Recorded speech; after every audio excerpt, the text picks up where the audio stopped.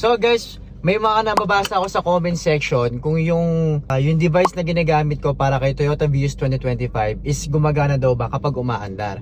Ngayon guys, ipapakita natin na gumagana to habang tayo ay umaandar. Okay, so mag-drive lang ako ngayon. Papakita ko na makakapag-YouTube ka pa din.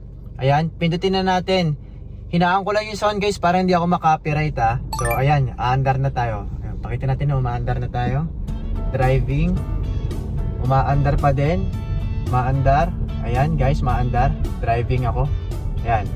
Kita nyo naman nagpi-play siya, di ba? Ayan. Kahit umaandar ako, playing pa rin siya. So, ayun guys. Sa mga nagtatanong dyan, yun na po yung sagot nyo. Magana siya kahit umaandar kayo. Basta paalala ko lang guys ha, walang maging Netflix at manonood ng YouTube habang nagda-drive kayo. Much better na gamitin nyo siya kung tatambay lang kayo or nakapark. Bahala kayo.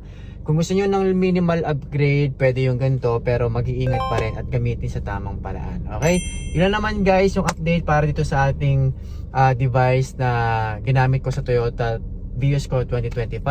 Sa mga nagtatanong sa mga model ng sasakyan nila, I will search kung po pwede po sa mga car models nyo. Basta mag-comment lang po kayo kung anong car models nyo, tapos tutulungan ko po kayo kung po pwede. So yun lang. Kung meron ka rin Toyota Vios sa 2025 or 2024, pwede mong bilhin to.